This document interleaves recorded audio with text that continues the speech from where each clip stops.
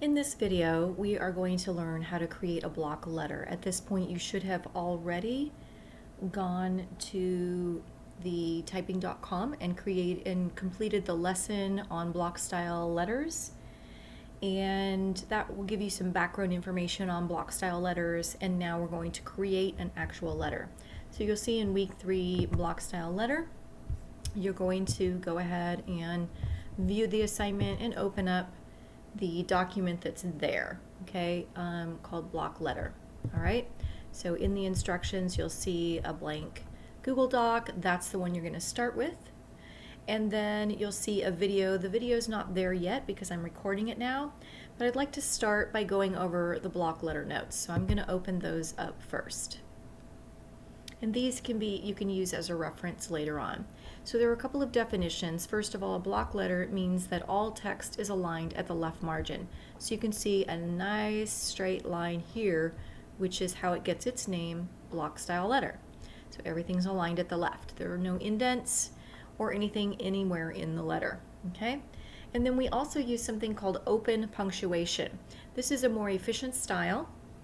And what that means is that open punctuation just means that there's no punctuation after the salutation here, which we're kind of used to doing. In 2nd grade, we started learning about letter format, and we would say, "Dear Mom," and then a comma. So we're going to leave off the comma because it's just a more efficient style in business. And then the same thing here on the close, where after it says "sincerely" or "sincerely yours," you're not going to put a comma there either. So that's called open punctuation. So those are the definitions.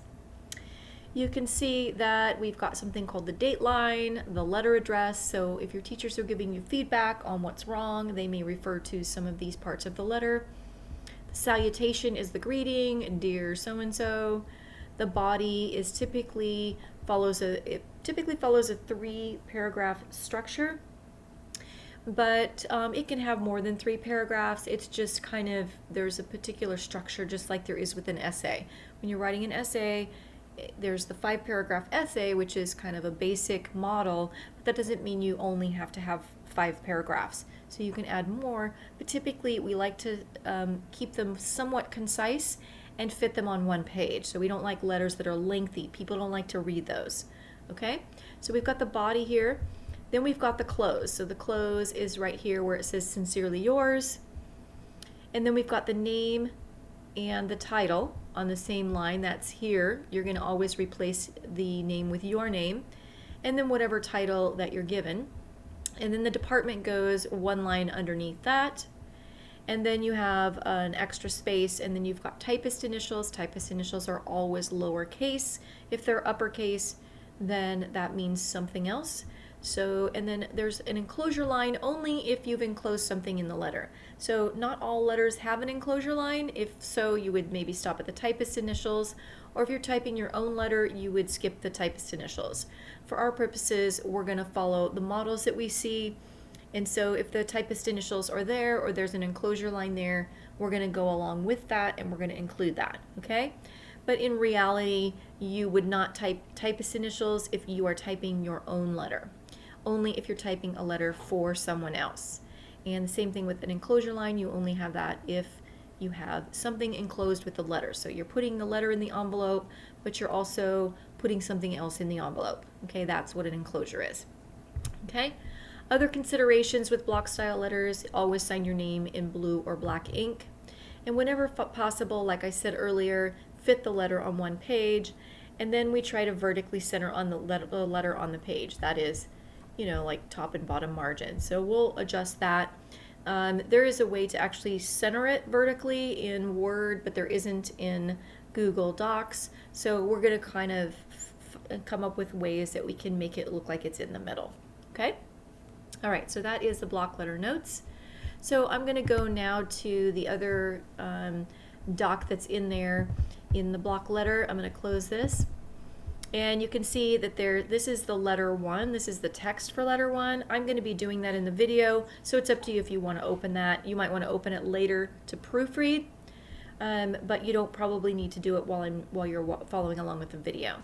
One side note: if my video opens in the same in a separate tab in the same window, you can actually, this is called the Maximize Restore. So I'm going to make that smaller, and you can actually drag a tab out here and make it so that your video, the video that you're listening to now, can be side by side with what you're working on in your letter. Okay, I'm going to go ahead and drag it back because I don't need to do that.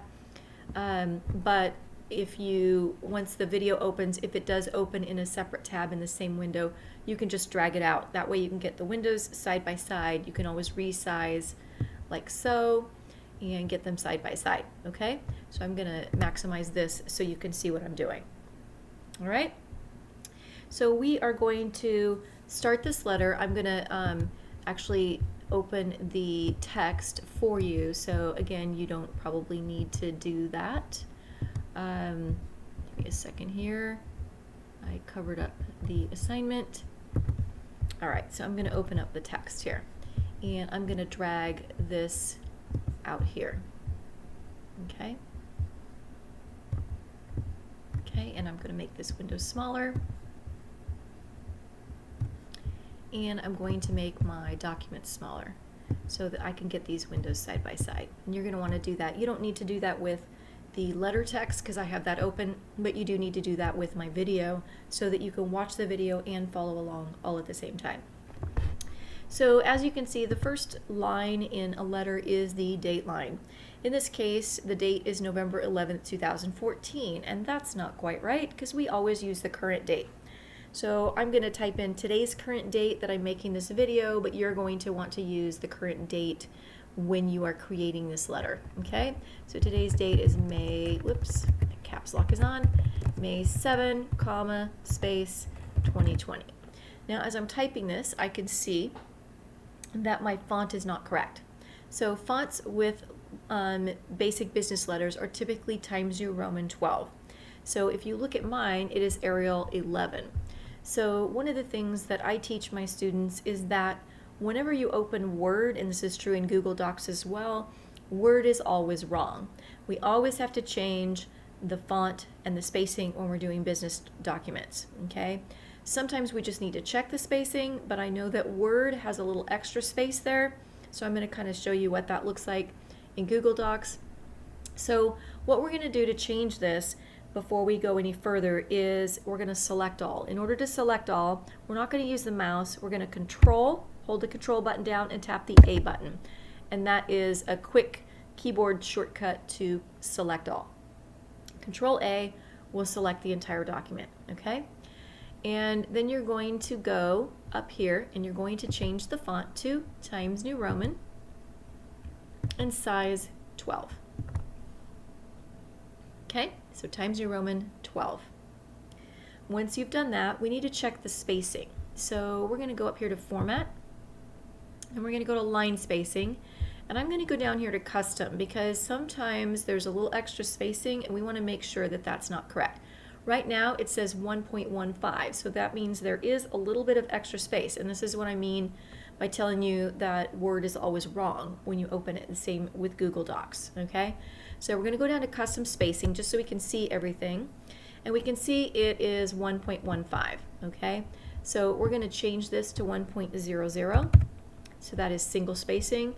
And then we're going to look at the before and after. Now, one of the things with Word, when you're using the full version, is that there is this little extra space after that is 10 point. So that means you're not really single spacing. So you always want to be aware of that if you're working in Word. In Google Docs, my settings seem to be okay, but that doesn't mean yours haven't been changed. So you always want to check that and then hit Apply. So we've got 1.00 before 0 and after 0. Then hit Apply, and then once you've done that, it should be in single spacing. So now we're going to click here and we're going to hit Enter, and we're going to quadruple space, so we're going to hit Enter 4 times. I already hit once, so I'm going to count 2, 3, 4, and now I'm ready to type the letter address. So I'm going to type it to Mrs. space Dorinda O apostrophe Neal, comma, space, director, enter. Okay, after we type director, a couple of things I want you to check.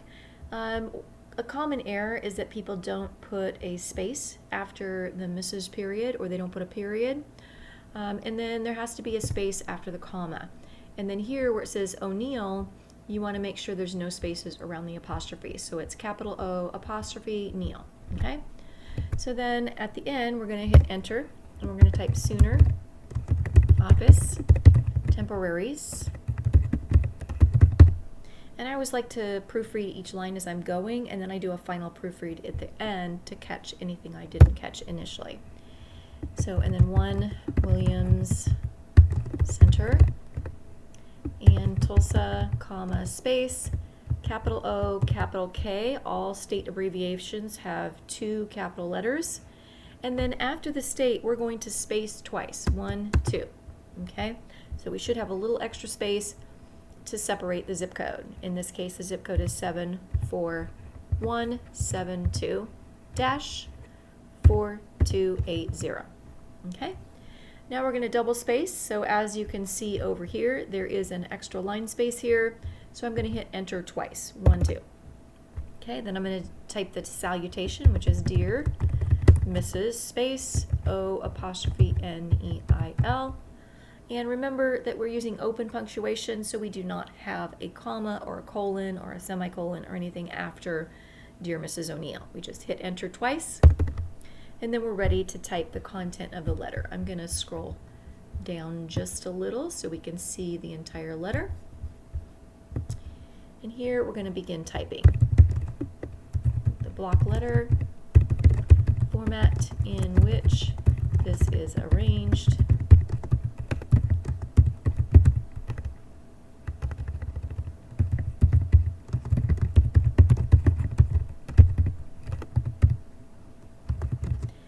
I'm going to pause the video here so that you can go ahead and get this typed in. I'll go ahead and get mine typed in too. So when I come back in this video, we will learn to finalize the letter. So you're going to go ahead and type everything that you see here. When you get to your name, type your name. When you get to the initials, type your initials.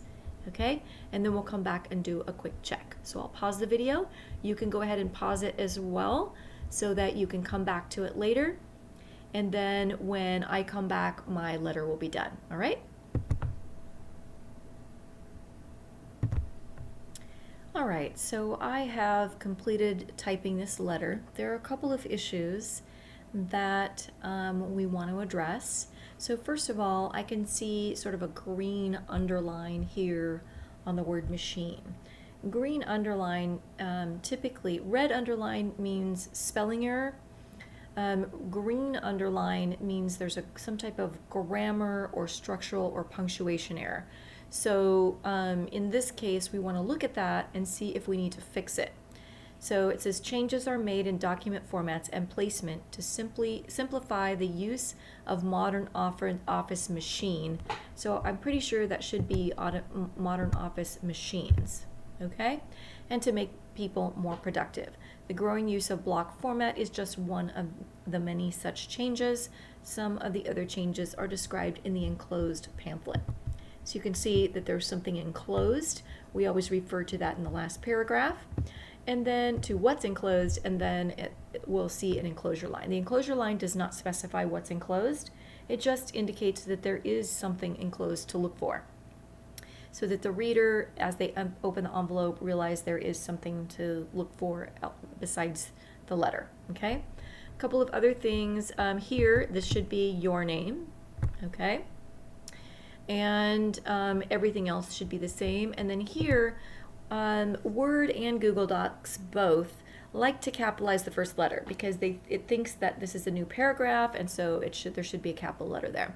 So the way to fix that is I usually just let it do that and continue typing my letter, and then I go back and backspace over it and type my initials, okay? So again, I realize we wouldn't typically use typist initials when we are typing our own letter, but since they are here, we would like for you to use them just so you know where they go, okay? So go ahead and put your initials, first and last initials, there in lowercase, and then we're gonna kind of do a check. So we're gonna go up here, and I'm gonna maximize this to make sure that we can see everything to be able to do our check. Okay? All right. So we're going to start with the date line. Make sure it says, we always want to spell out the date. We don't use abbreviations or slashes or dashes or anything like that. We spell out the date, so we use the formal version of the date. And then here, we should carefully proofread this to make sure that the capitalization, spelling, and spacing is correct. So the letter address must be correct, or it may not get to the person, okay, that we had intended. And then we've got a blank space here. Here we've got 3 blank space. So the way that you can check that is I'm going to click here, and this is 1, 2, 3. So if we quadruple space, there should be 3 blank lines, okay? Because on the 4th line, where we hit enter, we actually started typing. So there should be 3 blanks. Here, with double spacing, there should be 1 blank line, because again, we started typing on the next. So check this for spelling and capitalization and spacing, and then make sure that there is no comma at the end, okay? We've got 3 paragraphs with double spacing in between. Again, you will want to make sure that you proofread this to make sure that it is correct. The best way to proofread this is to get the original open, which is the assignment text from your assignment, and get it open in a window side by side yours, and use 1 finger on yours here and 1 finger on the original, and look at 1 word, 1 space, 1 comma, 1 period at a time. That is the best way to proofread and find all of your errors. Spell check does not always catch all of the errors, although we do encourage you to use those tools because they are great tools, but it's not going to say catch an error where it's a correctly spelled word, but maybe the wrong form of the word or the wrong word. So like the perfect example would be the difference between form and from. Both are words and correctly spelled, but if you type it in correctly in the wrong order, it has different meaning, and spell check is not going to catch that. Okay, so you always want to do a physical proofread as well before turning in any of your assignments, all right? So I'm going to continue checking the spacing. There should be 1 blank line here. Should say sincerely yours. The S is capitalized, the Y is not. Your name here, comma, space, director. Work simplification unit with correct spelling, spacing, and capitalization. 1 blank line, your lowercase initials, 1 blank line, and the word enclosure with a capital E. All right. With that said, we are not finished because this letter needs to be vertically centered on the page, and it is not. It is actually top align. So if I go to File, Print, and I look at what this looks like, you don't need to actually do this, I just want to show you. You can see that it's all top aligned, so it's all the way up here. Okay, so since we can't really vertically center in a Google Doc, what we want to do is we want to maybe add a top margin, okay? So we're going to go to Format, and I believe this is in Paragraph Styles. Actually, let's go to File, Page Setup. Page Setup, File, Page Setup, okay? So we've got Portrait, that's what it should be. Margins are top, bottom, left, and right. So let's say we're kind of guess. Every letter's a different length, so it's hard to guess where it should be. But I always start with a top margin of 2 inch. So I leave the other ones alone, and I call this 2 inch. And then I see where that lands me. So I'm going to click OK. And then I'm going to go to Print Preview using the print icon and see what it looks like. And I look at this space and compare it with this space. It looks like it could go down just a hair more.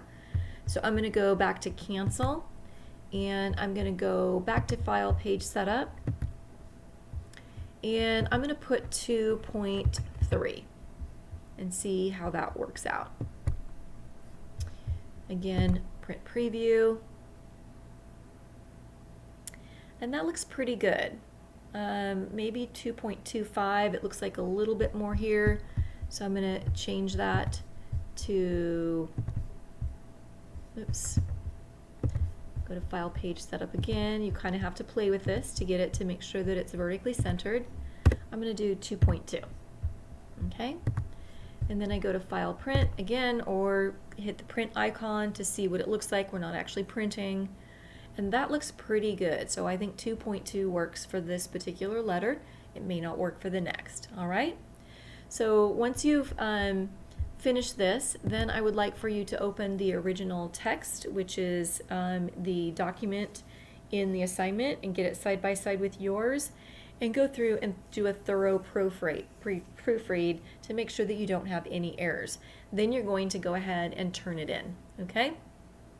So any questions, email your instructors. Otherwise, good luck with this assignment and enjoy typing this first block letter. After this letter, you're going to move on to letter 2, block letter number 2. All right, good luck.